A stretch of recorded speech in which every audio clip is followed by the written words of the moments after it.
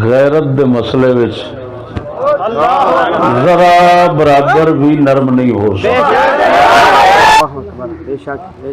اس بدتمیزی دے اوتے اگر آن گے تو میں کہہ رہا یا تم نہیں یا ہم یا تم نہیں یا ہم.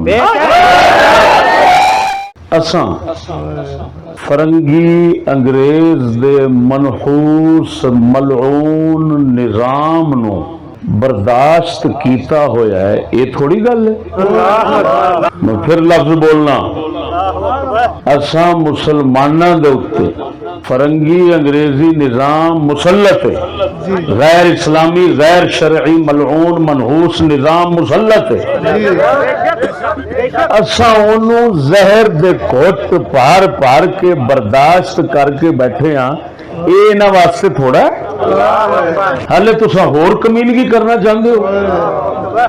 ہم جو ناقابل برداشت باتیں برداشت کر کے بیٹھے ہوں ان میں سے ایک یہ ہے کہ مذہبی امور کا ہمارا وزیر بنا کر ہمیں زبردستی اس کے پیچھے مذہبی باتوں کے اندر چلنے پر مجبور کیا گیا ہے. اس نے جب عید پڑھی تو اس کا مطلب ہے آئین اور مذہب، پاکستان کے قانون اور مذہب دونوں کے مطابق اس نے عید پڑھی. جب اس نے دونوں کے مطابق پڑھی تو وہ مطابق اور سرحد صوبہ بھی مطابق. ہم قانون کے خلاف کیوں ہو گئے اس کے پیچھے چلنے کے باوجود کہ ہمارے پاس پولیس بدتمیزی کرتی رہی؟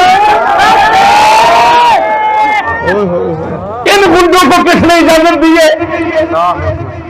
تمہارا قانون ان لوگوں کو اپنی لپیٹ میں کیوں نہیں لیتا؟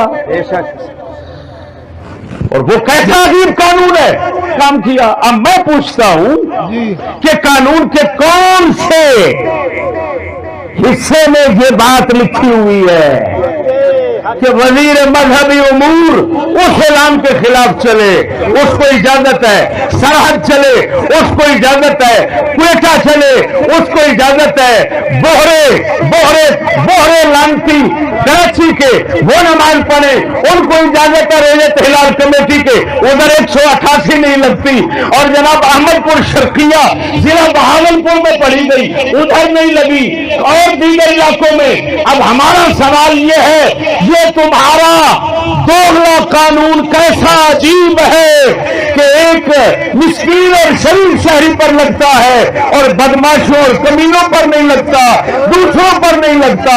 یہ ظلم اور لعنت یہ ہمیں گوارا نہیں.